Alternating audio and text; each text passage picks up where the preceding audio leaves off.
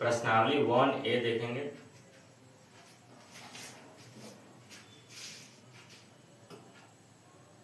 कहता है सत्य और असत्य बताना है।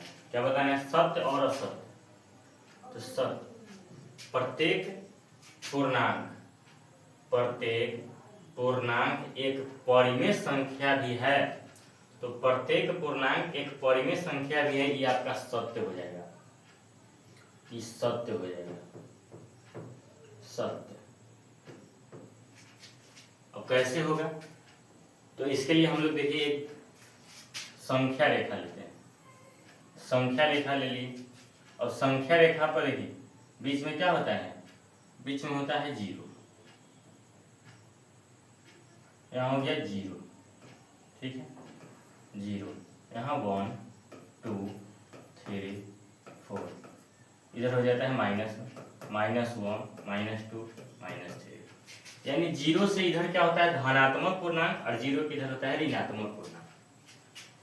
अब कहता क्वेश्चन है प्रत्येक पूर्णांक एक परिमेय संख्या है। तो प्रत्येक पूर्णांक देखिए इधर धनात्मक पूर्णांक है।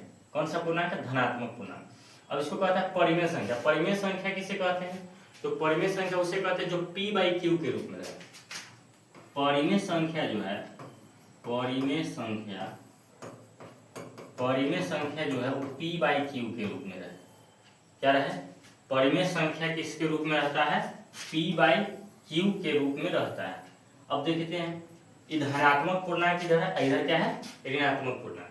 धनात्मक पूर्णांक क्या है? 1 है, तो 1 कुछ नहीं है नीचे, तो क्या है? 1 लगा हुआ है, तो p/q के रूप में। 4 है, तो 4/1। जब भी बटा में कुछ न रहे तो 1 रहता है, बस सिर्फ 0 नहीं रहना चाहिए। हर क्या हो? हर 0 नहीं रहना चाहिए। 3/0 ये आपका गलत हो जाएगा। ये क्या है? गलत है आपका। ये 4/1 ये क्या है? पूर्णांक संख्या है। पूर्णांक संख्या है जो कि क्या है? परिमेय है। अब निगेटिव वाला भी देख लेते हैं। निगेटिव वाला भी, निगेटिव वाला p/q के रूप में आता है कि नहीं? तो निगेटिव वाला भी देख लेते हैं। अब निगेटिव में क्या है? -2। तो -2 नहीं पूछे तो बटा में 1 है ना, बटा में 1 है, तो एक p/q के रूप में है। -1 है, -1 नहीं पूछे तो क्या है? 1 है, तो एक परिमेय संख्या है। क्या है?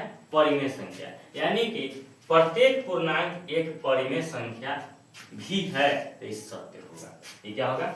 सत्य होगा। नेक्स्ट कहता है प्रत्येक भिन्न एक परिमेय है। प्रत्येक भिन्न एक परिमेय है, ये भी सत्य होगा। क्या हो जाएगा? सत्य। इस सत्य हो जाएगा आपका सत्य। प्रत्येक भिन्न, तो प्रत्येक भिन्न कब रहेगा? जब बटा में 0 छोड़कर कोई भी संख्या रहे। 0 छोड़, मान लेते हैं कि 4/5 क्या है? 4/5 है, ये आपका क्या है? परिमेय संख्या है। क्या है? परिमेय संख्या है। तो प्रत्येक भिन्न किसको कहेंगे? जो अंश और हर के रूप में रहे। जो अंश और हर के रूप में रहे उसी को क्या कहते हैं? भिन्न कहते हैं। तो भिन्न क्या है? भिन्न परिमेय संख्या है, ये परिमेय संख्या है। नेक्स्ट ले लेते हैं 6/5। 6/5 ये क्या है? परिमेय संख्या है। ये क्या है? परिमेय संख्या है। नेक्स्ट आते हैं, कहता है प्रत्येक प्राकृत संख्या एक पूर्ण संख्या होती है। तो प्रत्येक प्राकृत संख्या एक पूर्ण संख्या होती है, ये भी सत्य होगा। ये क्या होगा? सत्य होगा, ये सत्य होगा। अब देखिए कैसे होता है।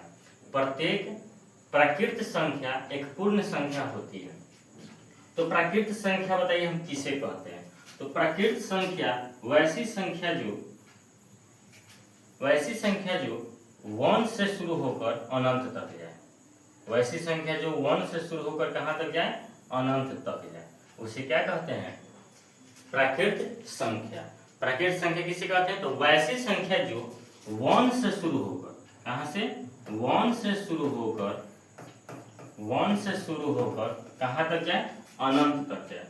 1 से शुरू होकर अनंत तक जाए, उसे क्या कहते हैं? प्राकृत संख्या। अब पूर्ण संख्या किसे कहते हैं? तो पूर्ण संख्या उसे कहते हैं जो 0 से शुरू होकर, कहाँ से शुरू होकर? 0 से शुरू होकर अनंत तक जाए। तो यही ना कहा था प्राकृत संख्या, सभी प्राकृत संख्या क्या पूर्ण संख्या हो सकती है? तो हाँ, हो सकती है। ये क्या है? सत्य है। नेक्स्ट कहता है प्रत्येक पूर्णांक एक पूर्ण संख्या होती है। प्रत्येक पूर्णांक एक पूर्ण संख्या होती है। प्रत्येक पूर्णांक एक पूर्ण संख्या होती है।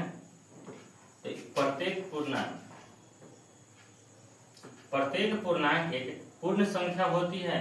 तो प्रत्येक पूर्णांक एक पूर्ण संख्या आपका नहीं होगा। ये क्या हो जाएगा? असत्य। ये क्या हो जाएगा? असत्य। प्रत्येक पूर्णांक एक पूर्ण संख्या होती है। प्रत्येक पूर्णांक एक पूर्ण संख्या होती है, क्या हो जाएगा? असत्य।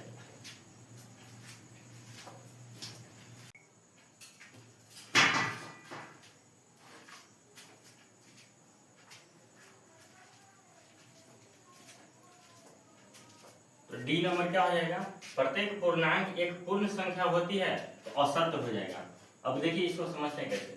प्रत्येक पूर्णांक एक पूर्ण संख्या। अब पूर्णांक संख्या क्या है? पूर्णांक संख्या क्या है? तो पूर्णांक संख्या है 1 2 3 4 5। ये सब क्या है? पूर्णांक संख्या है। अब पूर्णांक संख्या है तो कहता है कि पूर्ण संख्या होगा। क्या है? पूर्ण संख्या होगा। तो इसमें ब्रैकेट पूर्णांक एक पूर्ण संख्या होगा।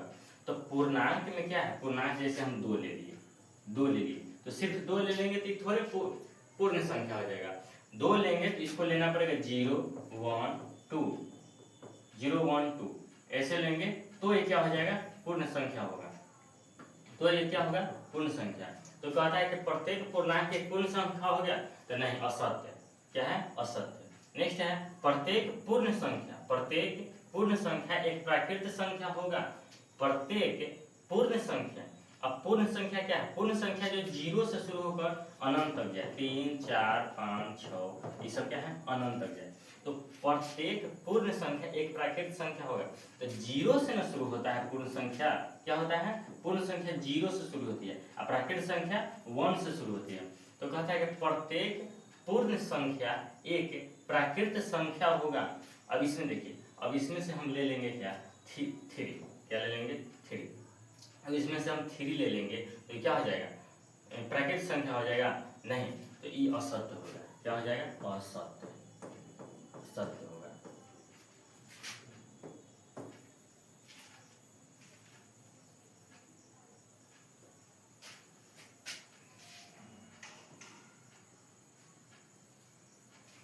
क्या कहता है? प्रत्येक पूर्ण संख्या एक प्राकृत संख्या होती है। प्रत्येक पूर्ण संख्या। तो प्रत्येक पूर्ण संख्या क्या है? 0 1 2 3 4 5 ये सब क्या है? पूर्ण संख्या है। क्या कहता है कि एक प्राकृत संख्या होती है। एक प्राकृत संख्या होती है। तो प्राकृत संख्या कैसे हो जाएगा? 2 जैसे क्या है? 2 है जैसे क्या है? 2 है। तो 2 है, इसमें क्या है? पूर्ण संख्या है। तो 2 क्या प्राकृत संख्या हो जाएगा? तो पूर्ण संख्या जब भी शुरू होता है किससे शुरू होता है? 0 से शुरू होता है। 0 से शुरू होकर कहाँ तक जाता है? अनंत तक जाता है। अब प्राकृत संख्या कहाँ से शुरू होता है? 1 2 3 4 5। तो ये भी क्या है? ये असत्य है। नेक्स्ट कहता है प्रत्येक परिमेय संख्या एक पूर्णांक होती है। प्रत्येक परिमेय संख्या एक पूर्णांक होती है। ये भी आपका क्या हो जाएगा? असत्य होगा। अब देखिए कैसे होगा। देखिए प्रत्येक परिमेय संख्या हम मान लेते हैं कि 2/3 लेते हैं। 2/3 ले ली। तो प्रत्येक परिमेय संख्या एक पूर्णांक। तो प्रत्येक पूर्णांक 2/3 जब हम ले लिए तो बताइए, तो संख्या रेखा पर हमारा आता है। संख्या रेखा हम क्या रखे थे? संख्या रेखा रखे थे। फिर से बना लेते हैं। संख्या रेखा रखे थे 0 1 2 3 4। इधर हो जाएगा -1 -2 -3 तो ये क्या है? में हमारा धन पूर्णांक है। इधर क्या है? धन पूर्णांक है। इधर क्या है? ऋण पूर्णांक है। तो देखिए, तो इसमें आ रहा है 2/3 हम ले लिए। प्रत्येक परिमेय संख्या, कोई भी हम परिमेय संख्या ले लिए तो इसमें पूर्णांक आ रहा है। इधर मेरा धन पूर्णांक है, इधर ऋण पूर्णांक है। देखिए तो